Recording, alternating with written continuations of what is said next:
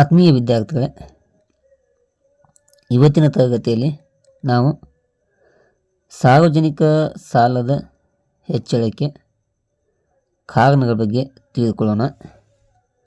ಇಂದಿನ ತರಗತಿಯಲ್ಲಿ ಸಾರ್ವಜನಿಕ ಸಾಲ ಅಂದ್ರೇನು, ಸಾರ್ವಜನಿಕ ಸಾಲದ ವಿಧಗಳು ಮತ್ತು ಸಾರ್ವಜನಿಕ ಸಾಲದ ಮೂಲಗಳ ಬಗ್ಗೆ ಚರ್ಚೆಯನ್ನು ಮಾಡಲಾಗಿತ್ತು.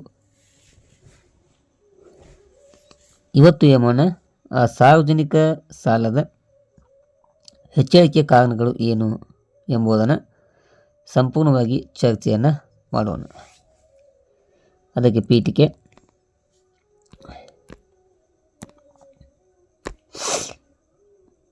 ಇಲ್ಲಿ ನೋಡಿ, ಭಾರತದಂತಹ ಅಭಿವೃದ್ಧಿಶೀಲ ರಾಷ್ಟ್ರಗಳಲ್ಲಿ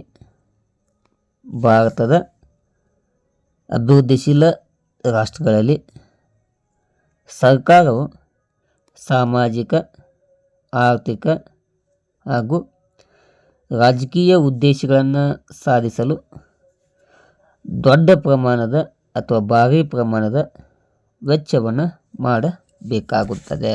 ನೋಡಿ, ಭಾರತ ಎಂಥ ದೇಶವಾಗಿದೆ?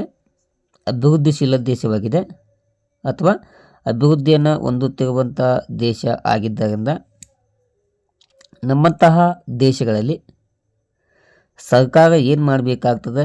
ಕೆಲವೊಂದು ಸಾಮಾಜಿಕ ಕಾರ್ಯಕ್ರಮಗಳು, ಕೆಲವೊಂದು ಆರ್ಥಿಕ ಹಿತದೃಷ್ಟಿಗಳು, ಇನ್ನು ಕೆಲವೊಂದು ರಾಜಕೀಯ ಒಂದು ಪ್ರಮುಖವಂಥ ಉದ್ದೇಶಗಳನ್ನು ಈಡೇರಿಸುವ ಸಲುವಾಗಿ ಸರ್ಕಾರ ಏನು ಮಾಡಬೇಕಾಗ್ತದೆ? ದೊಡ್ಡ ಪ್ರಮಾಣದ ವೆಚ್ಚವನ್ನು ಆರ್ಥಿಕತೆಯಲ್ಲಿ ಮಾಡಬೇಕಾಗುತ್ತದೆ. ಹೀಗೆ ದೊಡ್ಡ ಪ್ರಮಾಣದಲ್ಲಿ ವೆಚ್ಚವನ್ನು ಖರ್ಚು ಮಾಡಬೇಕಾಗಿದ್ದರಿಂದ ಸರ್ಕಾರ ಏನು ಮಾಡಬೇಕಾಗ್ತದೆ? ತನ್ನ ಬಳಿ ಇರುವಂಥ ಹಣಕ್ಕಿಂತಲೂ ಹೆಚ್ಚಿನ ಪ್ರಮಾಣದಲ್ಲಿ ಹಣವನ್ನು ಖರ್ಚು ಮಾಡುವುದರಿಂದ ಸರ್ಕಾರಕ್ಕೆ ಹಣದ ಕೊರತೆ ಉಂಟಾಗಿ ಅನಿವಾರ್ಯವಾಗಿ ಸಾಲವನ್ನು ಮಾಡಬೇಕಾಗುತ್ತದೆ ಎಂಬ ಅಂಶವನ್ನು ವಿದ್ಯಾರ್ಥಿಗಳು ಗಮನದಲ್ಲಿ ಇಟ್ಕೋಬೇಕು. ಈ ದೊಡ್ಡ ಪ್ರಮಾಣದಲ್ಲಿ ಮಾಡುವಂಥ ಈ ವೆಚ್ಚಗಳನ್ನು ನಿಭಾಯಿಸಲು ಅಥವಾ ಸರಿದೂಗಿಸಲು ಸರ್ಕಾರದ ಆದಾಯ ಸಾಕಾಗದಾಗ, ಅಂದರೆ ಈ ವೆಚ್ಚಗಳನ್ನು ನಿಭಾಯಿಸಲು ಸರ್ಕಾರದ ಬಳಿ ದೊಡ್ಡ ಪ್ರಮಾಣದ ಆದಾಯ ಲಭ್ಯವಿರದಿದ್ದಾಗ, ಅಂತಹ ಒಂದು ಸಂದರ್ಭಗಳಲ್ಲಿ ಆದಾಯ ಕಡಿಮೆ ಇದ್ದು ಖರ್ಚಿನ ಪ್ರಮಾಣ ಹೆಚ್ಚಳವಾಗಿತ್ತಂತಂದ್ರೆ ಅಂತಹ ಸಂದರ್ಭಗಳಲ್ಲಿ ಸರ್ಕಾರ ಏನು ಮಾಡ್ತದೆ? ಸಾಲವನ್ನು ತೆಗೆದುಕೊಳ್ಳುತ್ತದೆ. ಆ ಸಾಲಗಳ ಮೂಲಕ ಏನು ಮಾಡ್ತದೆ? ಆ ಹೆಚ್ಚಳವಾದಂಥ ವೆಚ್ಚವನ್ನು ಸರಿದೂಗಿಸುವಂಥ ಕೆಲಸವನ್ನು ಸರ್ಕಾರ ಮಾಡುತ್ತಾವೆ. ಇದರಿಂದ ಸರ್ಕಾರದ ಸಾರ್ವಜನಿಕ ಸಾಲ, ಅದಕ್ಕೆ ಇಂಗ್ಲೀಷ್ ಒಳಗೆ ನಾವು ಏನು ಪಬ್ಲಿಕ್ ಡೆಬಿಟ್ ಅಂತ ಕರಿತೇವಲ್ಲ, ಇದು ನಿಧಾನವಾಗಿ ಹೆಚ್ಚಳ ಆಗ್ತದೆ. ಸಾರ್ವಜನಿಕ ವೆಚ್ಚ ಹೇಗೆ ಹೆಚ್ಚಳವಾಗುತ್ತಲ್ಲ, ವೆಚ್ಚವು ಹೆಚ್ಚಳವಾದಂತೆ ಸರ್ಕಾರದ ಆದಾಯದ ಪ್ರಮಾಣ ಕಡಿಮೆ ಆಗುತ್ತಾ ಇತ್ತಂತಂದ್ರೆ ಅಂತಹ ಒಂದು ಸಮಯದಲ್ಲಿ ಸರ್ಕಾರ ಏನು ಮಾಡ್ತಾವಂತಂದ್ರೆ ನಿರಂತರವಾಗಿ ದೊಡ್ಡ ಪ್ರಮಾಣದಲ್ಲಿ ಸಾರ್ವಜನಿಕ ಸಾಲವನ್ನು ನಿಧಾನವಾಗಿ ಹೆಚ್ಚಿಸುವಂಥ ಕೆಲಸವನ್ನು ಯಾವ ಮಾಡ್ತಾವಂತಂದ್ರೆ ಸರ್ಕಾರ ಮಾಡ್ತಾವೆ. ಹೀಗಾಗಿ ಈ ಮಿತಿಮೀರಿಯಾಗಿ ಸಾರ್ವಜನಿಕ ಸಾಲ ಹೆಚ್ಚಳವಾತಂತಂದ್ರೆ ಒಂದು ಕಡೆ ಅದನ್ನು ನಾವು ದೇಶದ ಆರ್ಥಿಕ ಅಭಿವೃದ್ಧಿಯಲ್ಲಿ ತೊಡಗಿಸಿಕೊಂಡಿದ್ರೆ ನಮಗೆ ಸ್ವಲ್ಪ ಅನುಕೂಲ ಆಗ್ತದೆ.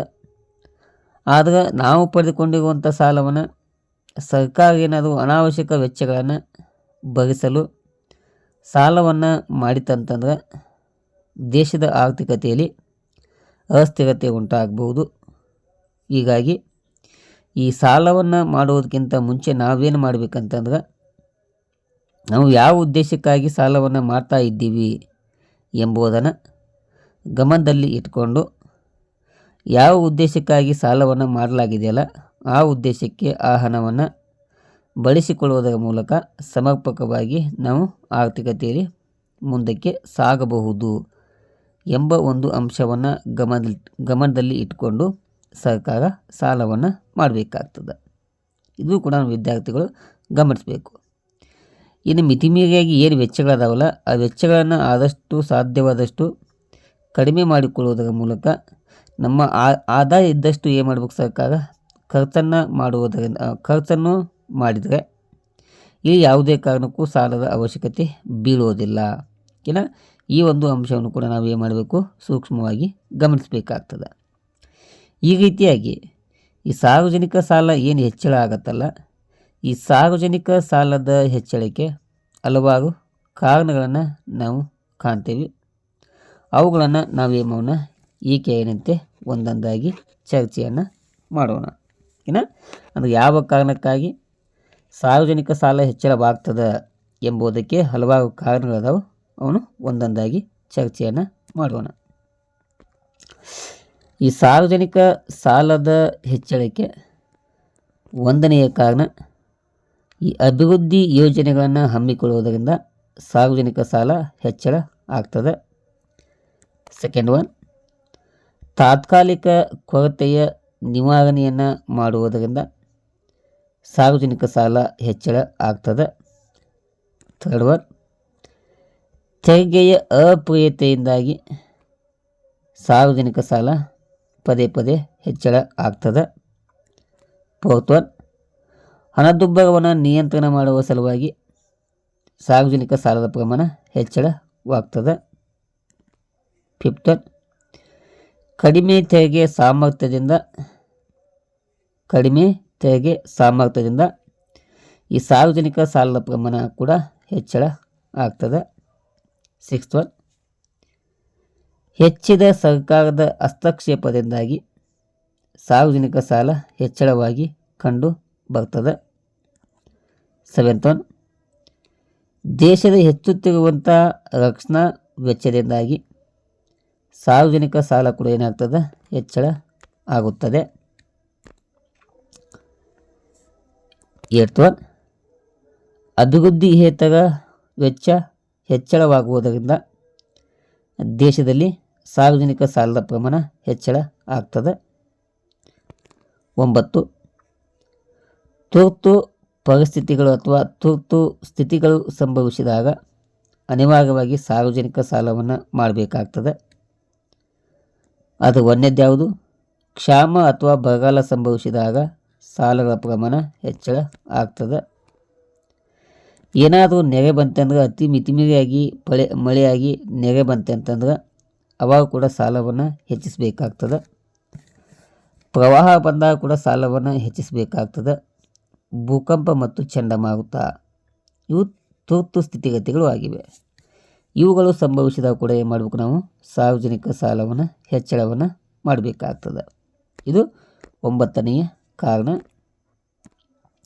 10, ಜನಪ್ರಿಯ ಯೋಜನೆಗಳು ಕೂಡ ಇದರಿಂದಲೂ ಕೂಡ ಏನಾಗ್ತದೆ, ಸಾರ್ವಜನಿಕ ಸಾಲ ಹೆಚ್ಚಳ ಆಗ್ತದೆ. ಬಡತನವನ್ನು ನಿವಾರಣೆ ಮಾಡಲು ಸಾಲವನ್ನು ಹೆಚ್ಚಿಸಬೇಕಾಗುತ್ತದೆ. ನಿರುದ್ಯೋಗವನ್ನು ನಿವಾರಣೆ ಮಾಡಲು ಸಾರ್ವಜನಿಕ ಸಾಲವನ್ನು ಹೆಚ್ಚಿಸಬೇಕಾಗ್ತದೆ.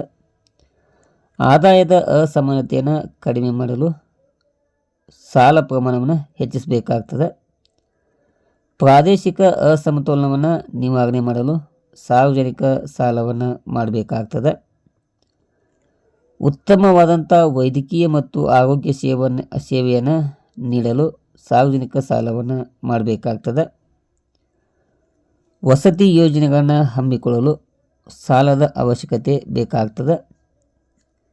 ಸಬ್ಸಿಡಿ ಅಥವಾ ಸಹಾಯಧನವನ್ನು ನೀಡಲು ಸಾರ್ವಜನಿಕ ಸಾಲ ಹೆಚ್ಚಳವಾಗ್ತದೆ. ಮತ್ತು ಮಿತಿಮೀರಿಯಾಗಿ ಬಡ್ಡಿಯನ್ನು ಪಾವತಿಯನ್ನು ಮಾಡುವಂಥ ದೇಶಗಳು ಮತ್ತೆ ಏನು ಮಾಡಬೇಕಾಗ್ತದೆ, ತಮ್ಮ ಒಂದು ಸಾರ್ವಜನಿಕ ಸಾಲವನ್ನು ಹೆಚ್ಚಳವನ್ನು ಮಾಡಬೇಕಾಗ್ತದೆ. ಇಷ್ಟು ಸಾರ್ವಜನಿಕ ಸಾಲದ ಹೆಚ್ಚಳಕ್ಕೆ ಪ್ರಮುಖವಾದಂಥ 10 ಕಾರಣಗಳು ಆಗಿವೆ. ಈ 10 ಕಾರಣಗಳ ಬಗ್ಗೆ ನಾವೇನು ಒಂದೊಂದಾಗಿ ಸಂಪೂರ್ಣವಾಗಿ ಚರ್ಚೆಯನ್ನು ಮಾಡುವಂಥ ಕೆಲಸವನ್ನು ಈಗ ಮಾಡಲಾಗ್ತದೆ. ಬನ್ನಿಲಿ, ಈ ಸಾರ್ವಜನಿಕ ಸಾಲದ ಹೆಚ್ಚಳಕ್ಕೆ ಕಾರಣವಾಗುವಂಥ 1ನೆಯ ಕಾರಣ ಸರ್ಕಾರವು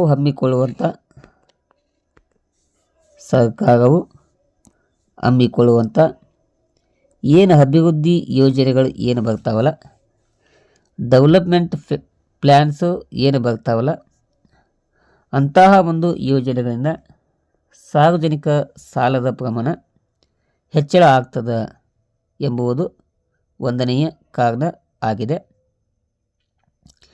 ಅದು ಹೇಗೆ ಎಂಬುದನ್ನು ನಾವಿಲ್ಲಿ ಚರ್ಚೆಯನ್ನು ಮಾಡೋಣ.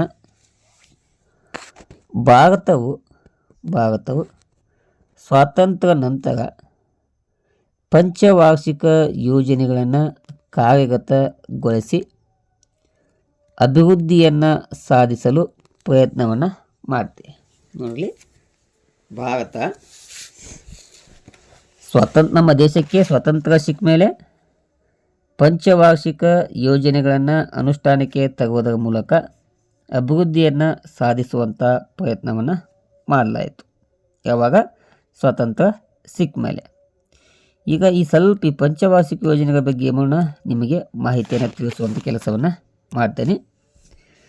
ಪಂಚವಾರ್ಷಿಕ ಯೋಜನೆ ಪ್ರಾರಂಭ ಆಗುವುದಕ್ಕಿಂತ ಮುಂಚೆಕ ನೋಡ್ರಿ, ಏನು ಈ ಪಂಚವಾರ್ಷಿಕ ಯೋಜನೆಗಳು ಇಂಡಿಯಾದೊಳಗೆ ಹೆಂಗೆ ಬಂದು ಅಂತಂದ್ರೆ, ಈ ಪಂಚವಾರ್ಷಿಕ ಯೋಜನೆಯನ್ನು ನಾವು 1950 ಮಾರ್ಚ್ 15ಕ್ಕೆ ಭಾರತದ ಯೋಜನಾ ಆಯೋಗವನ್ನು ಸ್ಥಾಪನೆಯನ್ನು ಮಾಡ್ತೀವಿ. ಈ ಭಾರತದ ಯೋಜನಾ ಆಯೋಗ ಇಂಡಿಯಾದಲ್ಲಿ ಯೋಜನೆಗಳನ್ನು ಹಮ್ಮಿಕೊಳ್ಳೋದು ಮತ್ತು ಅನುಷ್ಠಾನಕ್ಕೆ ತರುವಂಥ ಸಂಪೂರ್ಣ ಜವಾಬ್ದಾರಿಯನ್ನು ಇದು ವಹಿಸಿಕೊಳ್ತದೆ. ಇದಕ್ಕೆ ಅನುಗುಣವಾಗಿ 1951ರಿಂದ 56 ಇದು ಮೊದಲ ಪಂಚವಾರ್ಷಿಕ ಯೋಜನೆಯನ್ನು ಸರ್ಕಾರ ಹಮ್ಮಿಕೊಳ್ಳುತ್ತೆ. ಒಂದನೇ ಯೋಜನೆ. ಎರಡನೇ ಯೋಜನೆ 56ರಿಂದ 61 ತನಕ ಇದು ಎರಡನೆಯ ಯೋಜನೆ ಆಗಿತ್ತು. 61ನಿಂದ 66 ಇದು ಮೂರನೇ ಪಂಚವಾರ್ಷಿಕ ಯೋಜನೆಯನ್ನು ಹಮ್ಮಿಕೊಳ್ಳುತ್ತೆ. 66ರಿಂದ 69 ಇದು ಮಧ್ಯಂತರ ರಜೆಯ ಅವಧಿ ಆಗಿತ್ತು. 69ನಿಂದ 74 ಇದು ನಾಲ್ಕನೆಯ ಪಂಚವಾರ್ಷಿಕ ಯೋಜನೆ ಆಗಿತ್ತು. 74ರಿಂದ 78 ಇದು ಐದನೆಯ ಪಂಚವಾರ್ಷಿಕ ಯೋಜನೆ ಆಗಿತ್ತು. ಇನ್ನು 78ರಿಂದ 80 ಇದು ಮಧ್ಯಂತರ ರಜೆ ಆಗಿತ್ತು. ಇನ್ನು 80ರಿಂದ 85 ಇದು ಆರನೆಯ ಪಂಚವಾರ್ಷಿಕ ಯೋಜನೆ ಆಗಿತ್ತು. 85ರಿಂದ 90 ಇದು ಏಳನೆಯ ಪಂಚವಾರ್ಷಿಕ ಯೋಜನೆ ಆಗಿತ್ತು. 90ರಿಂದ 92 ಇದು ಮಧ್ಯಂತರ ರಜಾ ಅವಧಿ ಆಗಿತ್ತು. 92ರಿಂದ 97 ಇದು ಎಂಟನೆಯ ಪಂಚವಾರ್ಷಿಕ ಯೋಜನೆ ಆಗಿತ್ತು. 97ರಿಂದ 2002 ಇದು ಒಂಬತ್ತನೆಯ ಪಂಚವಾರ್ಷಿಕ ಯೋಜನೆ ಆಗಿತ್ತು. 2002ರಿಂದ 2017 ಇದು ಹತ್ತನೆಯ ಪಂಚವಾರ್ಷಿಕ ಯೋಜನೆ ಆಗಿತ್ತು. 2007ರಿಂದ 2012 ಇದು 11ನೆಯ ಪಂಚವಾರ್ಷಿಕ ಯೋಜನೆ ಆಗಿತ್ತು. 2012ರಿಂದ 2017 ಇದು 12ನೆಯ ಪಂಚವಾರ್ಷಿಕ ಯೋಜನೆ ಆಗಿತ್ತು. ಇಂಡಿಯಾದೊಳಗೆ ಒಟ್ಟು 12 ಪಂಚವಾರ್ಷಿಕ ಯೋಜನೆಗಳು ಆಗ್ಯಾವ. ಈ 12ನೇ ಪಂಚವಾರ್ಷಿಕ ಯೋಜನೆ ಅನುಷ್ಠಾನದಲ್ಲಿ ಇರುವಾಗ ಈ ಯೋಜನಾ ಆಯೋಗದ ಜಾಗದಲ್ಲಿ ನಾವೇನು ಮಾಡ್ತೀವಿ, 2015 ಜನವರಿ 1 2015 ಜನವರಿ 1ಕ್ಕೆ ನಾವೇನು ಮಾಡ್ತೀವಿ, ಈ ಯೋಜನಾ ಆಯೋಗದ ಬದಲಿಯಾಗಿ ನೀತಿ ಆಯೋಗವನ್ನು ಸ್ಥಾಪನೆಯನ್ನು ಮಾಡ್ತೀವಿ. ಈ ಆಯೋಗ ನೀತಿ ಆಯೋಗ ಅದು ಬಂದಿದ್ದು ಯಾವಾಗ? 2015 ಏನ. ಈ ಒಂದು ಆಯೋಗವನ್ನು ರಚನೆ ಮಾಡುವಂಥ ಕೆಲಸವನ್ನು ಸರ್ಕಾರ ಮಾಡ್ತದೆ. ಹೀಗೆ ಏನು ಇಂಡಿಯಾದೊಳಗೆ ಏನು ಈ ಪಂಚವಾರ್ಷಿಕ ಯೋಜನೆಗಳು ಬರ್ತಾವಲ್ಲ ಅಥವಾ ಇತ್ತೀಚೆಗೆ ಏನು ನೀತಿ ಆಯೋಗ ಬರುತ್ತಲ್ಲ, ಇವುಗಳಲ್ಲಿ ಒಂದೊಂದು ಅವಧಿಯಲ್ಲಿ ಒಂದೊಂದು ಕ್ಷೇತ್ರವನ್ನು ಗಮನದಲ್ಲಿಟ್ಕೊಂಡು ಆ ಕ್ಷೇತ್ರವನ್ನು ಸಂಪೂರ್ಣವಾಗಿ ಅಭಿವೃದ್ಧಿ ಮಾಡುವಂಥ ಜವಾಬ್ದಾರಿಯನ್ನು ಈ ಪಂಚವಾರ್ಷಿಕ ಯೋಜನೆಗಳಲ್ಲಿ ಮಾಡ್ಕೊತಾವೆ. ನಿಮ್ಗೆ ಉದಾಹರಣೆ ಕೊಡ್ಬೇಕಂತಂದ್ರೆ, ಉದಾಹರಣೆ ಮೊದಲ ಪಂಚವಾರ್ಷಿಕ ಯೋಜನೆಯಲ್ಲಿ ನಾವು ಯಾವುದಕ್ಕೆ ಒತ್ತನ್ನು ಕೊಟ್ವಿ? ಈ ಕೃಷಿ ಕ್ಷೇತ್ರಕ್ಕೆ ಒತ್ತನ್ನು ಕೊಟ್ವಿ. ಅದನ್ನು ಅಭಿವೃದ್ಧಿಗೊಳಿಸುವಂಥ ಕೆಲಸವನ್ನು ಅಲ್ಲಿ ಮಾಡಿದ್ವಿ. ಇನ್ನೊಂದು ಉದಾಹರಣೆ ಕೊಡ್ಬೇಕಂತಂದ್ರೆ, ಎರಡನೇ ಒಂದು ಪಂಚವಾರ್ಷಿಕ ಯೋಜನೆಯಲ್ಲಿ ಈ ಕೈಗಾರಿಕೆಗಳಿಗೆ ಒತ್ತನ್ನು ಕೊಡುವುದರ ಮೂಲಕ ಅವುಗಳ ಅಭಿವೃದ್ಧಿಗೆ ಏನು ಮಾಡಿದ್ವಿ? ಹೆಚ್ಚಿನ ಒಂದು ಕಾರ್ಯವನ್ನು ನಿರ್ವಹಿಸುವಂಥ ಕೆಲಸವನ್ನು ಎರಡನೇ ಪಂಚವಾರ್ಷಿಕ ಯೋಜನೆಯಲ್ಲಿ ಮಾಡಿದ್ವಿ. ಹೀಗೆ ಒಟ್ಟು 12 ಪಂಚವಾರ್ಷಿಕ ಯೋಜನೆಗಳಲ್ಲಿ ಅಥವಾ ಇತ್ತೀಚೆಗೆ ನೀತಿ ಆಯೋಗದಲ್ಲಿ ನಾವು ಯಾವುದಾದರೂ ಒಂದು ಕ್ಷೇತ್ರವನ್ನು ಗಮನದಲ್ಲಿಟ್ಟುಕೊಂಡು ಆ ಕ್ಷೇತ್ರವನ್ನು ಅಭಿವೃದ್ಧಿಪಡಿಸಲು ನಾವೇನು ಮಾಡ್ತೀವಿ? ಮಿತಿಮೀರಿಯಾಗಿ ಅಧಿಕ ಪ್ರಮಾಣದಲ್ಲಿ ವೆಚ್ಚವನ್ನು ಮಾಡುವಂಥ ಒಂದು ಸನ್ನಿವೇಶವನ್ನು ನಾವು ಸ್ವತಂತ್ರ ಸಿಕ್ಕ ಮೇಲೆ ನಾವು ಕಾಣ್ತೇವೆ. ಹೀಗೆ ಅಧಿಕ ಪ್ರಮಾಣದಲ್ಲಿ ಈ ಯೋಜನೆಗಳ ಮೇಲೆ ವೆಚ್ಚವನ್ನು ಮಾಡೋದರಿಂದ ಆ ವೆಚ್ಚವನ್ನು ಭರಿಸಲು ನಮ್ಮ ಬಳಿ ಏನಾದರೂ ಆದಾಯದ ಪ್ರಮಾಣ ಕಡಿಮೆ ಆತಂತಂದ್ರೆ ಅವಾಗ ನಾವು ಅನಿವಾರ್ಯವಾಗಿ ಸಾರ್ವಜನಿಕ ಸಾಲವನ್ನು ಹೆಚ್ಚಳವನ್ನು ಮಾಡುವಂಥ ಅವಶ್ಯಕತೆ ಬೀರ್ತದೆ. ಓಕೆನಾ? ಈಗ ನೀವೇನು ಮಾಡಿರಿ, ಈ ಪಂಚವಾರ್ಷಿಕ ಯೋಜನೆಗಳ ಅವಧಿಯನ್ನು ಒಂದು ಕಡೆ ನೀಟಾಗಿ ಬರೆದು ಇಟ್ಕೋರಿ. ನಿಮ್ಮ ಎಕ್ಸಾಮ್ ಒಳಗೆ ಹೆಲ್ಪ್ ಆಗ್ತದೆ. ಓಕೆನಾ? ಇವುಗಳನ್ನು ಕಾರ್ಯಗತಗೊಳಿಸಿ ಅಭಿವೃದ್ಧಿಯನ್ನು ಸಾಧಿಸಲು ಪ್ರಯತ್ನವನ್ನು ಮಾಡ್ತಾ ಇದೆ. ಹೀಗೆ ಈ ಪಂಚವಾರ್ಷಿಕ ಯೋಜನೆಗಳು ದಿಂದಾಗಿ ನಾವು ಕೆಲಸವನ್ನು ಮಾಡ್ತಾ ಇದ್ದೀವಿ. ಇಂತಹ ಬೃಹತ್ ಅಭಿವೃದ್ಧಿ ಯೋಜನೆಗಳಲ್ಲಿ ಏನು ಪಂಚವಾರ್ಷಿಕ ಯೋಜನೆಗಳದಾವಲ್ಲ, ಇಂತಹ ದೊಡ್ಡ ಪ್ರಮಾಣದ ಅಭಿವೃದ್ಧಿ ಯೋಜನೆಗಳಲ್ಲಿ ಸರ್ಕಾರ ದೊಡ್ಡ ಮೊತ್ತದ ಹಣವನ್ನು ವಹಿಸಬೇಕಾಗುತ್ತದೆ. ನೋಡಲಿ, ಅವು 12 ಪಂಚವಾರ್ಷಿಕ ಯೋಜನೆಗಳ ಅವಧಿಯಲ್ಲಿ ನಿಮಗೆ ಒಂದು ಎಕ್ಸಾಂಪಲ್ ಕೊಡ್ಬೇಕಂತಂದ್ರೆ, ಅಲ್ಲಿ ಅಣೆಕಟ್ಟುಗಳನ್ನು ನಿರ್ಮಾಣ ಮಾಡುವಂಥ ಕಾರ್ಯವನ್ನು ಮಾಡಕತ್ತಿದ್ವಿ. ಇದು ಪಂಚವಾರ್ಷಿಕ ಯೋಜನೆಗಳ ಅವಧಿಯಲ್ಲಿ. ಹೀಗೆ ಈ ಅಣೆಕಟ್ಟುಗಳನ್ನು ನಿರ್ಮಾಣ ಮಾಡುವಂಥ ಕಾರ್ಯವನ್ನು ಈ ಪಂಚವಾರ್ಷಿಕ ಯೋಜನೆಗಳಲ್ಲಿ ಹಮ್ಮಿಕೊಂಡಾಗ ಅವಕ್ಕೆ ನಾವು ಏನು ಮಾಡಬೇಕಾಗ್ತದೆ? ದೊಡ್ಡ ಪ್ರಮಾಣದಲ್ಲಿ ಹಣವನ್ನು ಖರ್ಚನ್ನು ಮಾಡಬೇಕಾಗ್ತದೆ. ಅಂದಾಗ ಮಾತ್ರ ಅಣೆಕಟ್ಟುಗಳು ಏನು ಮಾಡ್ಬೋದು? ನಿರ್ಮಾಣ ಆಗ್ಬೋದು. ಅಥವಾ ಅದೇ ಪಂಚವಾರ್ಷಿಕ ಯೋಜನೆಗಳಲ್ಲಿ ನಾವು ದೊಡ್ಡ ಪ್ರಮಾಣದ ಏನಾದರೂ ಒಂದು ರೈಲ್ವೆ ಮಾರ್ಗವನ್ನು ಅಥವಾ ರಸ್ತೆಯನ್ನು ಅಭಿವೃದ್ಧಿ ಮಾಡುವಂಥ ಒಂದು ಯೋಜನೆಯನ್ನು ಹಮ್ಮಿಕೊಂಡಾಗ ಅಲ್ಲಿ ಕೂಡ ನಾವು ಏನು ಮಾಡಬೇಕಾಗ್ತದೆ? ದೊಡ್ಡ ಪ್ರಮಾಣದಲ್ಲಿ ಹಣವನ್ನು ಖರ್ಚನ್ನು ಮಾಡಬೇಕಾಗ್ತದೆ. ಈ ಎಕ್ಸಾಂಪಲಿ ನಾನು ನಿಮಗೆ 2 ಕೊಟ್ನಿ. ಹೀಗೆ ಏನು ಯೋಜನೆಗಳು ಬರ್ತಾವಲ್ಲ, ಆ ಒಂದು ಯೋಜನೆಗಳಲ್ಲಿ ಅದರಲ್ಲಿ ದೊಡ್ಡ ಪ್ರಮಾಣದ ಯೋಜನೆಗಳಲ್ಲಿ ಸರ್ಕಾರ ದೊಡ್ಡ ಮೊತ್ತದ ಹಣವನ್ನು ಖರ್ಚನ್ನು ಮಾಡಬೇಕಾಗ್ತದೆ. ಆದರೆ ಈ ದೊಡ್ಡ ಪ್ರಮಾಣದಲ್ಲಿ ಹಣವನ್ನು ಖರ್ಚು ಮಾಡುವಾಗ ಸರ್ಕಾರಕ್ಕೆ ತೆರಿಗೆಯ ಮೂಲಗಳಿಂದ, ಇದು ತೆರಿಗೆ ಅಂತ ಆಗಬೇಕು, ಸ್ವಲ್ಪ ಮಿಸ್ಟೇಕ್ ಆಗಿದೆ, ತೆರಿಗೆಯ ಮೂಲಗಳಿಂದ ಸಂಗ್ರಹವಾಗುತ್ತಿರುವ ಆದಾಯ ಸಾಲ ಬರುತ್ತಿಲ್ಲ. ನೋಡಿ ಟ್ಯಾಕ್ಸ್ಗಳಿಂದ ನಾವೇನು ಆದಾಯವನ್ನು ಸರ್ಕಾರ ಸಂಗ್ರಹ ಮಾಡುತ್ತಲ್ಲ, ಆ ಸಂಗ್ರಹ ಮಾಡುವಂಥ ಟ್ಯಾಕ್ಸಿನ ಹಣ ಈ ಒಂದು ಖರ್ಚನ್ನು ವಹಿಸಲು ಅಥವಾ ಭರಿಸಲು ಆ ಒಂದು ಆದಾಯ ಸಾಕಾಗುವುದಿಲ್ಲ. ಹೀಗೆ ದೊಡ್ಡ ಪ್ರಮಾಣದ ಹಣವನ್ನು ಖರ್ಚು ಮಾಡಲು ಸರ್ಕಾರದ ಬಳಿ ಇರುವಂಥ ಟ್ಯಾಕ್ಸಿನ ಆದಾಯ ಏನಾದರೂ ಸಾಕಾಗ್ಲಿಕ್ಕಂತಂದ್ರೆ ಇದನ್ನು ಸರಿದೂಗಿಸಲು ಸರ್ಕಾರ ಏನು ಮಾಡ್ತದೆ?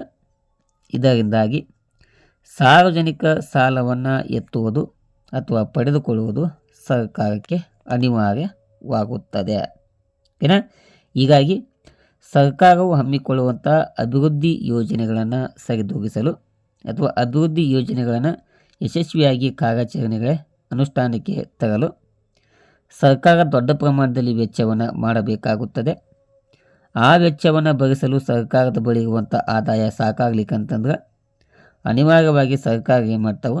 ಬೇರೆ ಮೂಲಗಳಿಂದ ಸಾಲವನ್ನು ಪಡೆಯುತ್ತವೆ ಎಂಬುದನ್ನು ನಾವೇನು ಮಾಡ್ಕೋಬೇಕು, ಗಮನದಲ್ಲಿ ಇಟ್ಕೋಬೇಕು.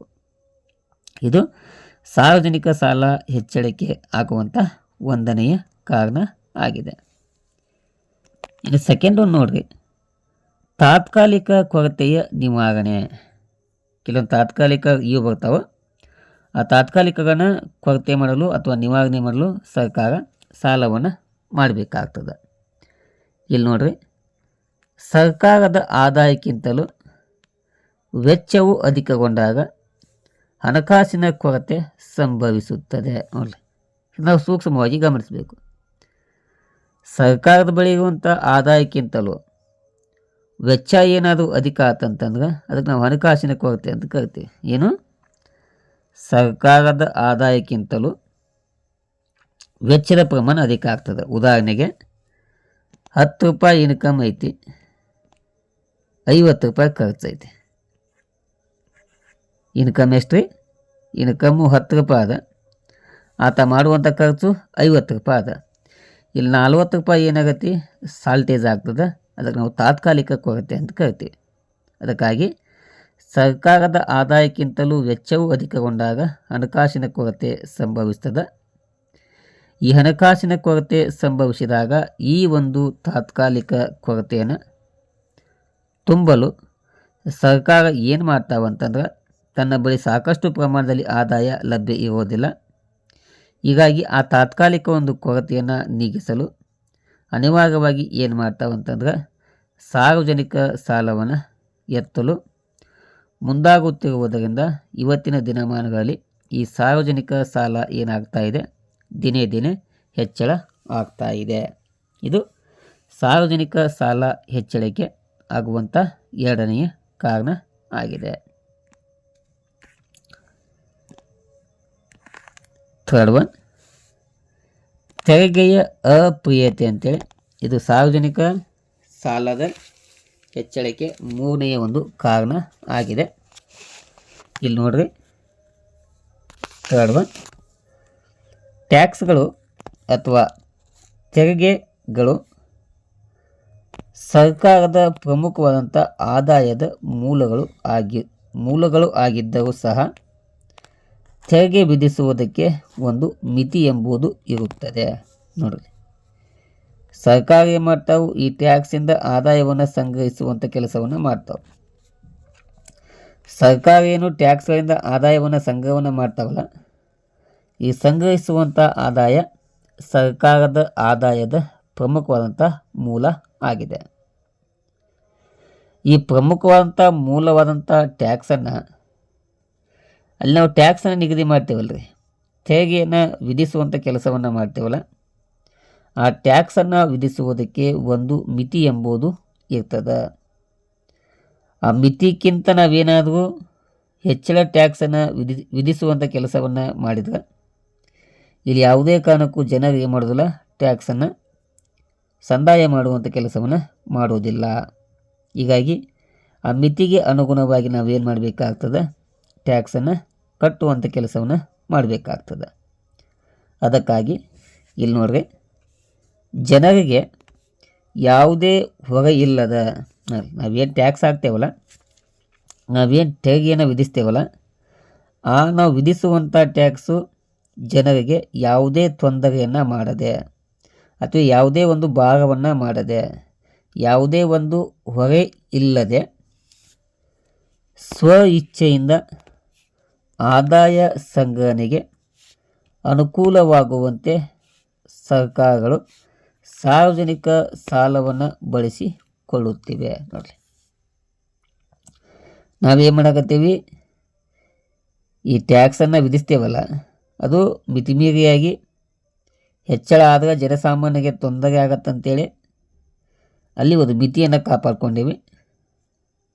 ಆ ಮಿತಿಯನ್ನು ಕಾಪಾಡಿಕೊಂಡಿದ್ದರಿಂದ ಇಲ್ಲಿ ಜನರಿಗೆ ಯಾವುದೇ ಒಂದು ಹೊರೆ ಇಲ್ಲದ ಸ್ವ ಇಚ್ಛೆಯಿಂದ ಆದಾಯವನ್ನು ಸಂಗ್ರಹಣೆಗೆ ಅನುಕೂಲವಾಗುವಂತೆ ಮಾಡಲು ಸರ್ಕಾರ ಏನು ಮಾಡ್ತಾವಂತಂದ್ರೆ, ಸಾರ್ವಜನಿಕ ಸಾಲವನ್ನು ಬಳಸಿಕೊಳ್ಳುವುದರ ಮೂಲಕ ಅಲ್ಲಿ ಆಗುವಂಥ ಹೊರೆಯ ಪ್ರಮಾಣವನ್ನು ಕಡಿಮೆ ಮಾಡುವಂಥ ಕೆಲಸವನ್ನು ಸರ್ಕಾರ ಮಾಡ್ತದೆ. ಹೀಗೆ ಮಾಡುವುದರಿಂದ ತೆರಿಗೆಯು ಕಡ್ಡಾಯವಾಗಿದ್ದರೆ ಸಾರ್ವಜನಿಕ ಸಾಲವು ಸ್ವ ಇಚ್ಛೆಯದಾಗಿರುತ್ತದೆ. ನೋಡಿ, ಟ್ಯಾಕ್ಸ್ ವಿಧಿಸುವುದು ಮತ್ತು ಟ್ಯಾಕ್ಸ್ ಕಟ್ಟುವುದು ಅದು ಕಡ್ಡಾಯವಾಗಿ ಕಂಡುಬಂದರೆ, ಸರ್ಕಾರಕ್ಕೆ ಅದು ಕಡ್ಡಾಯವಾಗಿ ಕಂಡುಬಂದರೆ, ಇನ್ನು ಸಾರ್ವಜನಿಕ ಸಾಲ ಏನಿದೆಯಲ್ಲ ಇದು ಸರ್ಕಾರದ ಸ್ವ ಇಚ್ಛೆಯ ಮೇಲೆ ನಿಂತಿರುವಂಥ ಒಂದು ಸನ್ನಿವೇಶ ಆಗಿರ್ತದೆ. ಅಂದರೆ ಸಾಲ ಮಾಡ್ಬೋದು ಅಥವಾ ಬಿಡ್ಬೋದು, ಸ್ವ ಇಚ್ಛೆ ಹೇಳೋಕ್ಕಾಗೋದಿಲ್ಲ. ಆದರೆ ಟ್ಯಾಕ್ಸ್ ಎಂಬುದು ಏನಾಗಿದೆ, ಇದು ಕಡ್ಡಾಯವಾಗಿ ಅಂತ ಒಂದು ಪ್ರಮುಖವಾದಂಥ ಅಂಶ ಆಗಿರ್ತದೆ. ಇದರಿಂದಾಗಿ ಈ ಟ್ಯಾಕ್ಸ್ಗಳು ಹೆಚ್ಚು ಅಪ್ರಿಯವಾಗುತ್ತಿರುವ ಸಂದರ್ಭದಲ್ಲಿ ಅಥವಾ ಅವುಗಳು ವಿಫಲವಾಗುತ್ತಿರುವಂತಹ ಸಂದರ್ಭಗಳಲ್ಲಿ ನಾವು ಸಾರ್ವಜನಿಕ ಸಾಲವನ್ನು ಹೆಚ್ಚಳ ಮಾಡುವಂಥ ಅವಶ್ಯಕತೆ ಬರ್ತದೆ. ಹೀಗಾಗಿ ಸಾರ್ವಜನಿಕ ಸಾಲ ಹೆಚ್ಚಳಕ್ಕೆ ಆಗುವಂಥ ಕಾರಣಗಳಲ್ಲಿ ಇದು ಮೂರನೆಯ ಪ್ರಮುಖವಾದಂಥ ಕಾರಣ ಆಗಿದೆ. ಫೋರ್ತ್ ಒನ್ ವಿದ್ಯಾರ್ಥಿಗಳೇ, ಹಣದುಬ್ಬರವನ್ನು ನಿಯಂತ್ರಣ ಮಾಡುವುದು ಅಥವಾ ಹತೋಟಿಯನ್ನು ಮಾಡುವ ಸಲುವಾಗಿ ಸಾರ್ವಜನಿಕ ಸಾಲದ ಪ್ರಮಾಣ ಹೆಚ್ಚಳ ಆಗ್ತದೆ. ಹಣದುಬ್ಬರದ ಹತೋಟಿ ಇಲ್ಲಿ ನೋಡ್ರಿ, ಹಣದುಬ್ಬರ ಅಂತಂದ್ರೆ ವಸ್ತುವಿನ ಬೆಲೆಯು ನಿರಂತರವಾಗಿ ಹೆಚ್ಚಳವಾಗುತ್ತಿರುವ ಸನ್ನಿವೇಶಕ್ಕೆ ಹಾಗೂ ಹಣದ ಮೌಲ್ಯವು ಕಡಿಮೆ ಆಗುತ್ತಿರುವ ಒಂದು ಸನ್ನಿವೇಶಕ್ಕೆ ನಾವು ಹಣದುಬ್ಬರ ಅಂತೇಳಿ ಕರಿತೀವಿ. ಏನ್ರಿ, ವಸ್ತುವಿನ ಬೆಲೆಯು ನಿರಂತರವಾಗಿ ಹೆಚ್ಚಳವಾಗುತ್ತಿರುವಂಥ ಸನ್ನಿವೇಶ ಮತ್ತು ಹಣದ ಮೌಲ್ಯವು ಕುಸಿಯುತ್ತಿರುವಂಥ ಒಂದು ಸನ್ನಿವೇಶಕ್ಕೆ ನಾವು ಹಣದುಬ್ಬರ ಅಂತೇಳಿ ಕರಿತೀವಿ. ಇಲ್ಲಿ ವಸ್ತುವಿನ ಬೆಲೆ ಒಟ್ಟಾರೆಯಾಗಿ ವಸ್ತುವಿನ ಬೆಲೆ ಹೆಚ್ಚಳವಾಗುವಂಥ ಒಂದು ಸನ್ನಿವೇಶ. ಇಲ್ಲಿ ಭಾರತದಲ್ಲಿ ದೊಡ್ಡ ಪ್ರಮಾಣದ ಅಥವಾ ಬೃಹತ್ ಪ್ರಮಾಣದ ಬಂಡವಾಳ ಹೂಡಿಕೆ ಹೆಚ್ಚುತ್ತಿರುವ ಹಣದ ಪೂರೈಕೆ ಮತ್ತಿತರ ಕಾರಣಗಳಿಂದಾಗಿ ಸರಕುಗಳ ಬೆಲೆಗಳು ದಿನೇ ದಿನೇ ಹೆಚ್ಚಳವಾಗುತ್ತಿದ್ದು ಇದು ಹಣದುಬ್ಬರದ ಸನ್ನಿವೇಶ ಅಸ್ತಿತ್ವಕ್ಕೆ ಬಂದಿರುತ್ತದೆ. ನೋಡಿ, ಆರ್ಥಿಕತೆ ಒಳಗೆ ಏನಾಗ್ತಾ ಇದೆ ಅಂತಂದ್ರೆ ದೊಡ್ಡ ಪ್ರಮಾಣದಲ್ಲಿ ಬಂಡವಾಳವನ್ನು ಹೂಡಿಕೆಯನ್ನು ಮಾಡ್ತಾ ಇದೆ. ಅಷ್ಟಲ್ಲದೆ ಆರ್ಥಿಕತೆ ಒಳಗೆ ಮನಿ ಸಪ್ಲೈ ಪ್ರಮಾಣ ಹೆಚ್ಚಳ ಆಗ್ತಾ ಇದೆ. ಒಂದು ಬಂಡವಾಳ ಹೂಡಿಕೆ ಪ್ರಮಾಣ ಹೆಚ್ಚಳವಾಗುತ್ತಿದೆ ಮತ್ತು ಇನ್ನೊಂದೇನು ಹಣದ ಸಪ್ಲೈ ಪ್ರಮಾಣ ಅದು ಕೂಡ ಹೆಚ್ಚಳ ಆಗ್ತಾ ಇದೆ. ಈ ಬಂಡವಾಳ ಹೂಡಿಕೆ ಸಾಮರ್ಥ್ಯ ಹೆಚ್ಚಳವಾದ್ದರಿಂದ ಅವರಿಗೆ ಮತ್ತೆ ಲಾಭ ಸಿಗ್ತದೆ. ಆ ಬಂದಂಥ ಲಾಭವನ್ನು ಮತ್ತೆ ವಾಪಸ್ಸು ಹೂಡಿಕೆಯಾಗಿ ಮಾಡ್ತಾರೆ. ಮತ್ತು ಲಾಭ ಹೀಗೆ ಬಂದಂಥ ಎಲ್ಲ ಲಾಭವನ್ನು ಪುನಃ ಹೂಡಿಕೆ ಮಾಡುವಂಥ ಸಾಮರ್ಥ್ಯವನ್ನು ಈ ಬಂಡವಾಳದಾರರು ಪಡೆದುಕೊಂಡಿರ್ತಾರೆ.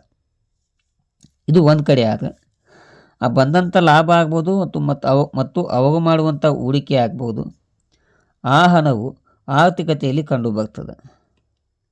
ಆರ್ಥಿಕತೆಯಲ್ಲಿ ಕಂಡುಬರುವುದರಿಂದ ಆರ್ಥಿಕತೆಯಲ್ಲಿ ಚಲಾವಣೆಯಲ್ಲಿರುವಂಥ ಹಣದ ಪೂರೈಕೆ ಪ್ರಮಾಣ ಏನಾಗ್ತದೆ ಅದು ಕೂಡ ಹೆಚ್ಚಳ ಆಗ್ತದೆ. ಹೀಗೆ ಆರ್ಥಿಕತೆಯಲ್ಲಿರುವಂಥ ಹಣದ ಪೂರೈಕೆ ಪ್ರಮಾಣ ಹೆಚ್ಚಳವಾದಂತೆ ಸರ್ವೇ ಸಾಮಾನ್ಯವಾಗಿ ಸರಕು ಮತ್ತು ಸೇವೆಗಳಿಗೆ ಬೇಡಿಕೆ ಪ್ರಮಾಣ ಹೆಚ್ಚಳವಾಗುತ್ತದೆ. ಈ ಸರಕು ಮತ್ತು ಸೇವೆಗಳಿಗೆ ಬೇಡಿಕೆ ಪ್ರಮಾಣ ಹೆಚ್ಚಳವಾದಂತೆ ಮತ್ತೆ ಏನು ಸಂಭವಿಸ್ತದೆ, ಆ ಸರಕು ಮತ್ತು ಸೇವೆಗಳ ಬೇಡಿಕೆ ಹೆಚ್ಚಳಗೊಂಡಂತೆ ಅವುಗಳ ಬೆಲೆ ಕೂಡ ಏನಾಗ್ತದೆ, ಅವುಗಳ ಜೊತೆಗೆ ಹೆಚ್ಚಳವಾಗುವಂಥ ಸಂಭವ ಇದ್ದು ಆರ್ಥಿಕತೆಯಲ್ಲಿ ಏನು ಸಂಭವಿಸ್ತದೆ, ಈ ಹಣದುಬ್ಬರ ಎಂಬ ಅನಿಷ್ಟ ಒಂದು ಸನ್ನಿವೇಶ ಆರ್ಥಿಕತೆ ಒಳಗೆ ಸಂಭವಿಸುತ್ತದೆ. ಓಕೆನಾ. ಈಗ ಈ ಹಣದುಬ್ಬರ ಏನು ಅಸ್ತಿತ್ವಕ್ಕೆ ಬರುತ್ತಲ್ಲ, ಈ ಬಂದಂಥ ಹಣದುಬ್ಬರವನ್ನು ಹತೋಟಿ ಮಾಡಲು ಅಥವಾ ಹತೋಟಿಗಾಗಿ ಅಥವಾ ಅದನ್ನು ನಿಯಂತ್ರಣ ಮಾಡಲು ಸರ್ಕಾರ ಹೆಚ್ಚಿನ ಪ್ರಮಾಣದಲ್ಲಿ ಸಾರ್ವಜನಿಕ ಸಾಲವನ್ನು ಎತ್ತಲು ಮುಂದಾಗುತ್ತಿರುವುದರಿಂದ ಸಾರ್ವಜನಿಕ ಸಾಲ ಇನ್ನೂ ಕೂಡ ಏನಾಗ್ತದೆ, ಹೆಚ್ಚಳ ಆಗ್ತದೆ. ನೋಡಲಿ, ನಾವು ಹಣದುಬ್ಬರವನ್ನು ನಿಯಂತ್ರಣ ಮಾಡ್ಬೇಕಂತೇಳಿ ಸಾರ್ವಜನಿಕ ಸಾಲವನ್ನು ಮಾಡಾಕತ್ತೀವಿ. ಆದರೆ ಆ ಸಾರ್ವಜನಿಕ ಸಾಲವನ್ನು ಪಡೆದುಕೊಂಡು ನಾವು ಹಣದುಬ್ಬರವನ್ನು ಹತೋಟಿ ಮಾಡುವಂಥ ಪ್ರಯತ್ನಕ್ಕೆ ಕೈ ಹಾಕುವುದರಿಂದ ಯಾವ ಪ್ರಮಾಣ ಹೆಚ್ಚಳವಾಗ್ತದೆ? ಸಾರ್ವಜನಿಕ ಸಾಲದ ಪ್ರಮಾಣ ಹೆಚ್ಚಳಗೊಳ್ಳುತ್ತಿದೆ ಎಂಬುದು 4ನೆಯ ಪ್ರಮುಖವಾದಂಥ ಕಾರಣ ಆಗಿದೆ. 5th ಒನ್, ಕಡಿಮೆ ತೆರಿಗೆ ಸಾಮರ್ಥ್ಯ. ಇದು ಒಂದು 5ನೆಯ ಪ್ರಮುಖವಾದಂಥ ಕಾರ್ಯ ಆಗಿದೆ. ಏನು? ಕಡಿಮೆ ತೆರಿಗೆ ಸಾಮರ್ಥ್ಯದಿಂದಾಗಿ ಇಂಡಿಯಾದೊಳಗೆ ಸಾರ್ವಜನಿಕ ಸಾಲದ ಪ್ರಮಾಣ ಹೆಚ್ಚಳ ಆಗಿದೆ. ಇಲ್ಲಿ ನೋಡ್ರಿ, ಭಾರತದಲ್ಲಿ ರಾಷ್ಟ್ರೀಯ ಆದಾಯ ಮತ್ತು ತಲಾ ಆದಾಯಗಳು ತುಂಬ ಕಡಿಮೆ ಕಂಡು ಬರ್ತಾವೆ. ಏನ್ರಿ? ಇಂಡಿಯಾದೊಳಗೆ ರಾಷ್ಟ್ರೀಯ ಆದಾಯ ಮತ್ತು ತಲಾ ಆದಾಯ ತುಂಬ ಕಡಿಮೆಯಾಗಿ ಕಂಡು ಬರ್ತಾವೆ. ತಲಾ ಆದಾಯ ಅಂತಂದ್ರೆ ದೇಶದ ಒಟ್ಟು ರಾಷ್ಟ್ರೀಯ ಆದಾಯವನ್ನು ದೇಶದ ಒಟ್ಟು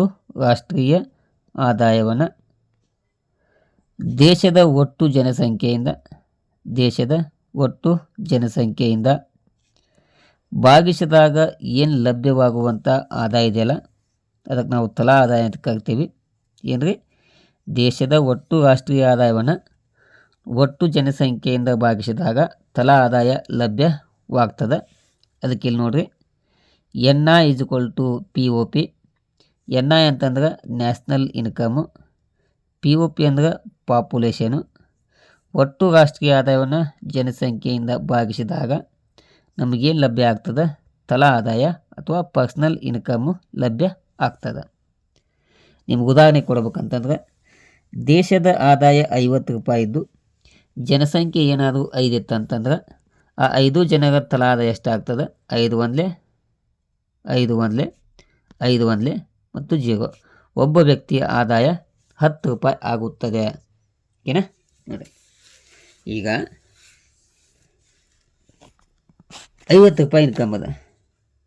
50 ರೂಪಾಯಿ ಇನ್ಕಮ್ ಇದ್ದಾಗ ಜನಸಂಖ್ಯೆ 5 ಜನ ಇದ್ರು ಅಂತಂದ್ರೆ 50ಅನ್ನು 5ರಿಂದ ಭಾಗಿಸಿದಾಗ ಒಬ್ಬ ವ್ಯಕ್ತಿಯ ತಲಾ ಆದಾಯ ಎಷ್ಟಾಗ್ತದೆ? 10 ರೂಪಾಯಿದಷ್ಟು ಆಗ್ತದೆ.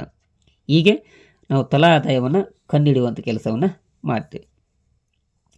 ಆದರೆ ಇಲ್ಲಿ ನೋಡ್ರಿ, ಇಲ್ಲಿ ನಮ್ಮಂಥ ದೇಶದಲ್ಲಿ ನ್ಯಾಷನಲ್ ಇನ್ಕಮ್ ಮತ್ತು ಇನ್ನೊಂದೇನು ಕಡಿಮೆ ಐತಂತ ತಲಾ ಆದಾಯ ತುಂಬ ಕಡಿಮೆಯಾಗಿ ಕಂಡು ಬರ್ತದೆ. ಹೀಗೆ ರಾಷ್ಟ್ರೀಯ ಆದಾಯ ಮತ್ತು ತಲಾ ಆದಾಯ ಕಡಿಮೆ ಇದ್ದಾಗ ನಾವೇನು ಗಮನಿಸ್ಬೇಕಂತಂದ್ರೆ, ಇದರಿಂದಾಗಿ ಇವೆರಡೂ ಕಡಿಮೆ ಇರುವುದರಿಂದ ಇದರಿಂದಾಗಿ ಜನರ ಒಂದು ತೆರಿಗೆ ಕಟ್ಟುವ ಸಾಮರ್ಥ್ಯ ತುಂಬ ಕಡಿಮೆಯಾಗಿ ಕಂಡು ಬರ್ತದೆ. ನಾವು ಒಪ್ಕೊಳ್ಳುವಂಥ ಒಂದು ಸನ್ನಿವೇಶ ಇದು. ಈಗ ನಂದು ರಾಷ್ಟ್ರೀಯ ಆದಾಯ ಮತ್ತು ತಲಾ ಆದಾಯ ಹೆಚ್ಚಳವಾಗಿತ್ತಂತಂದ್ರೆ ನಾನು ಹೆಚ್ಚಿನ ಪ್ರಮಾಣದಲ್ಲಿ ಟ್ಯಾಕ್ಸನ್ನು ಕಟ್ತೇನೆ. ಈಗ ನನ್ನದೇ ತಲಾ ಆದಾಯ ಕಡಿಮೆ ಇದ್ದಾಗ ನನ್ನ ಒಂದು ಟ್ಯಾಕ್ಸನ್ನು ಕಟ್ಟುವಂಥ ಸಾಮರ್ಥ್ಯ ಏನಾಗ್ತದೆ? ಕಡಿಮೆಯಾಗಿ ಕಂಡು ಬರ್ತದೆ. ಓಕೆನಾ?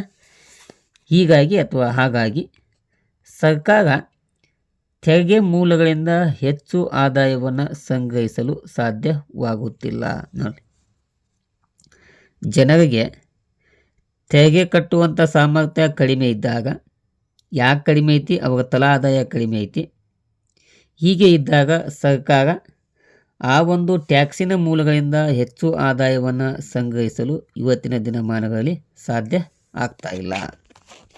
ಹೀಗಾಗಿ ಆ ಟ್ಯಾಕ್ಸನ್ನು ಹೊರತುಪಡಿಸಿ ತೆರಿಗೆಯೇತರ ಮೂಲಗಳಲ್ಲಿ ಪ್ರಮುಖ ಮೂಲವಾದಂಥ ಈ ಸಾರ್ವಜನಿಕ ಸಾಲದ ಮೇಲೆ ಸರ್ಕಾರ ಹೆಚ್ಚು ಅವಲಂಬಿತವಾಗಿರುವುದರಿಂದ ಈ ಸಾರ್ವಜನಿಕ ಸಾಲದ ಪ್ರಮಾಣ ಹೆಚ್ಚುತ್ತಿದೆ. ನೋಡಿ, ಇವೆಲ್ಲ ಆಗೋದರಿಂದ, ಇವೆಲ್ಲ ಆರ್ಥಿಕತೆಯಲ್ಲಿ ಸಂಭವಿಸುವುದರಿಂದ ಟ್ಯಾಕ್ಸಿನಿಂದ ನಮ್ಗೆ ಹೆಚ್ಚಿನ ಆದಾಯ ಸಂಗ್ರಹಿಸಲು ಸಾಧ್ಯವಾಗಲಿಕ್ಕಂತಂದ್ರೆ ತೆರಿಗೆತರ ಮೂಲಗಳಲ್ಲಿ ಯಾವುದು ಬರ್ತದೆ? ಈ ಸಾರ್ವಜನಿಕ ಸಾಲ ಬರ್ತದೆ. ಅದು ಆಂತರಿಕವಾಗಿ ಆಗ್ಬೋದು ಮತ್ತು ಬಾಹ್ಯವಾಗಿ ಆಗ್ಬೋದು. ತನ್ನ ಒಂದು ಕುಂದುಕೊರತೆಗಳನ್ನು ಅಥವಾ ವೆಚ್ಚಗಳನ್ನು ಸರಿದೂಗಿಸಲು ಸರ್ಕಾರ ಏನು ಮಾಡ್ತದೆ?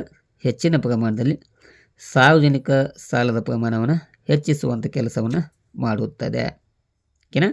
ಇದು ಸಾರ್ವಜನಿಕ ಸಾಲಕ್ಕೆ ಹೆಚ್ಚಳವಾಗಲು ಇರುವಂಥ 5ನೆಯ ಪ್ರಮುಖವಂಥ ಕಾರಣ ಆಗಿದೆ. ಯಾವುದು? ಕಡಿಮೆ ತೆರಿಗೆ ಸಾಮರ್ಥ್ಯ ಅಂತೇಳಿ. ಸಿಕ್ಸ್ತ್ ಒನ್, ಹೆಚ್ಚಿದ ಸರ್ಕಾರದ ಹಸ್ತಕ್ಷೇಪ, ಅಂದರೆ ಸರ್ಕಾರವು ಮಾಡುವಂಥ ಹಸ್ತಕ್ಷೇಪದಿಂದಾಗಿ ಸಾರ್ವಜನಿಕ ಸಾಲ ಏನಾಗ್ತದೆ, ಹೆಚ್ಚಳ ಆಗ್ತದೆ. ಹೇಗೆ ಎಂಬುದನ್ನು ಚರ್ಚೆಯನ್ನು ಮಾಡೋಣ. ಸಮಾಜವಾದಿ ಪ್ರಜಾಪ್ರಭುತ್ವ ಪರಿಕಲ್ಪನೆಯನ್ನು ಅನುಸರಿಸುತ್ತಿರುವ ಸರ್ಕಾರ ವಿವಿಧ ಚಟುವಟಿಕೆಗಳಲ್ಲಿ ಹೆಚ್ಚಿನ ಪ್ರಮಾಣದಲ್ಲಿ ಭಾಗವಹಿಸುತ್ತಿದೆ. ಆದ್ದರಿಂದ ಸರ್ಕಾರದ ವೆಚ್ಚ ಅಗಾಧವಾಗಿ ಹೆಚ್ಚುತ್ತಿದ್ದು, ಈ ವೆಚ್ಚಗಳನ್ನು ಸರಿದೂಗಿಸಲು ಹೆಚ್ಚು ಸಂಪನ್ಮೂಲಗಳನ್ನು ಸಂಗ್ರಹಿಸಬೇಕಾಗುತ್ತದೆ.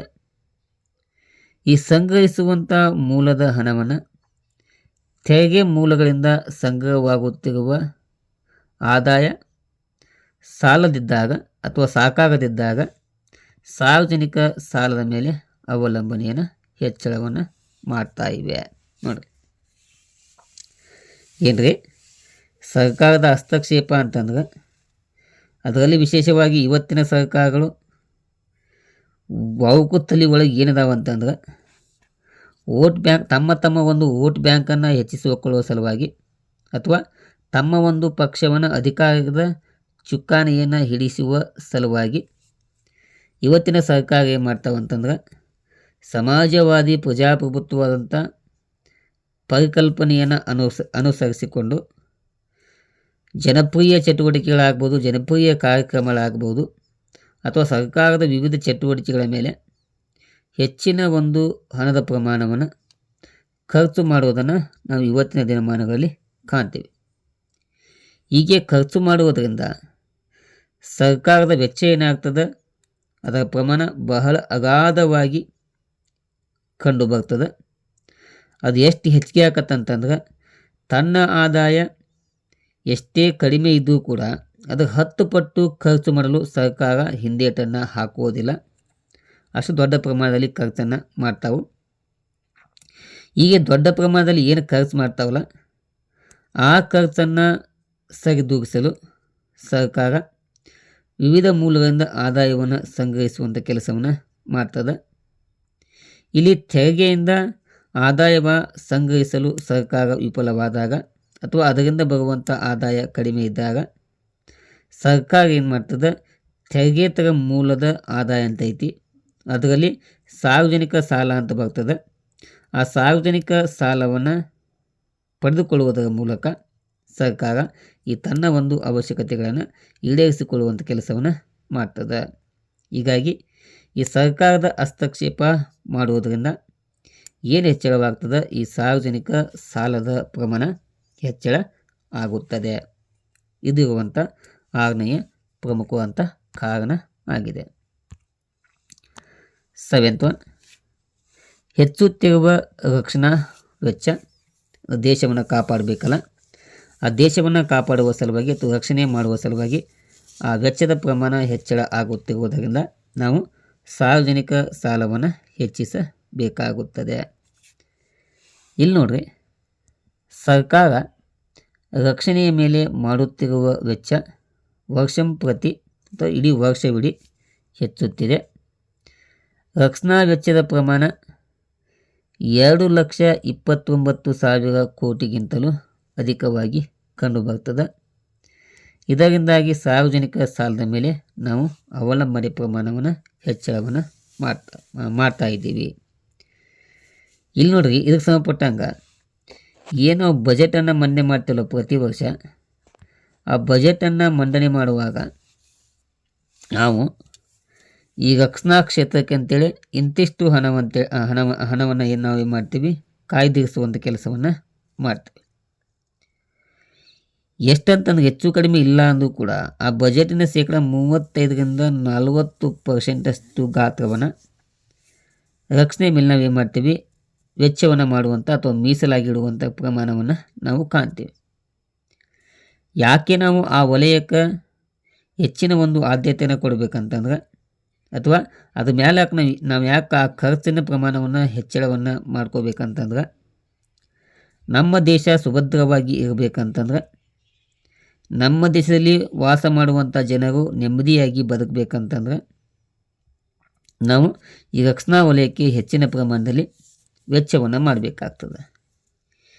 ಅದರಲ್ಲಿ ಕೂಡ ಇವತ್ತಿನ ದಿನಮಾನಗಳಲ್ಲಿ ಜಗತ್ತಿನ ಎಲ್ಲ ದೇಶಗಳು, ಕೇವಲ ಭಾರತ ಅಷ್ಟೇ ಅಲ್ಲದೆ ಜಗತ್ತಿನ ಎಲ್ಲ ದೇಶಗಳು ಯಾವುದ್ರ ಮೇಲೆ ಹೆಚ್ಚಿನ ಆದ್ಯತೆಯನ್ನು ಕೊಡಕತ್ತಾವಂತಂದ್ರೆ ಈ ರಕ್ಷಣೆಯ ಮೇಲೆ ಹೆಚ್ಚಿನ ಆದ್ಯತೆಯನ್ನು ಕೊಡುವಂಥ ಕೆಲಸವನ್ನು ಮಾಡ್ತಾ ಇದ್ದಾವೆ.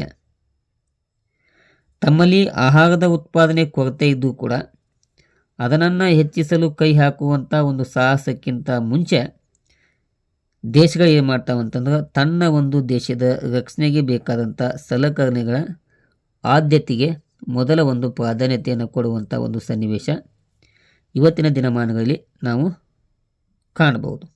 ಹೀಗಾಗಿ ಆ ದೇಶವನ್ನು ಕಾಪಾಡುವ ಸಲುವಾಗಿ ಅತ್ಯಾಧುನಿಕ ಯಂತ್ರೋಪಕರಣಗಳಾಗ್ಬೋದು, ಬಂದೂಕುಗಳಾಗ್ಬೋದು, ಯುದ್ಧ ವಿಮಾನಗಳಾಗ್ಬೋದು, ಹಡಗುಗಳಾಗ್ಬೋದು, ಆ ಸೈನಿಕರ ತರಬೇತಿ ಆಗ್ಬೋದು, ಅವರಿಗೆ ನೀಡುವಂಥ ಸೌಲಭ್ಯಗಳಾಗ್ಬೋದು. ಹೀಗೆ ಒಂದಲ್ಲ ಎರಡಲ್ಲ, ಹೀಗೆ ಹಲವಾರು ರೀತಿಯಲ್ಲಿ ನಾವೇನು ಮಾಡಬೇಕು, ಅದರ ಮೇಲೆ ಮಿತಿಮೀರಿಯಾಗಿ ದೊಡ್ಡ ಪ್ರಮಾಣದಲ್ಲಿ ವೆಚ್ಚವನ್ನು ಮಾಡಬೇಕಾಗ್ತದೆ. ಆ ವೆಚ್ಚ ಹೆಂಗೈತಂತಂದ್ರೆ ಸರ್ಕಾರದ ಆದಾಯಕ್ಕಿಂತಲೂ ದೊಡ್ಡ ಪ್ರಮಾಣದಲ್ಲಿ ವೆಚ್ಚವನ್ನು ಮಾಡುವುದರಿಂದ ಆ ವೆಚ್ಚವನ್ನು ಸರಿದೂಗಿಸಲು ನಾವು ಅನಿವಾರ್ಯವಾಗಿ ಸಾರ್ವಜನಿಕ ಸಾಲವನ್ನು ಹೆಚ್ಚಿಸುವಂಥ ಅನಿವಾರ್ಯತೆ ಕಂಡು ಬರ್ತದೆ. ಹೀಗಾಗಿ ಈ ಸಾರ್ವಜನಿಕ ಸಾಲ ಹೆಚ್ಚಳವಾಗುತ್ತಿರುವುದಕ್ಕೆ 7ನೇ ಕಾರಣ ಏನು, ಹೆಚ್ಚುತ್ತಿರುವಂಥ ರಕ್ಷಣೆಯ ವೆಚ್ಚ.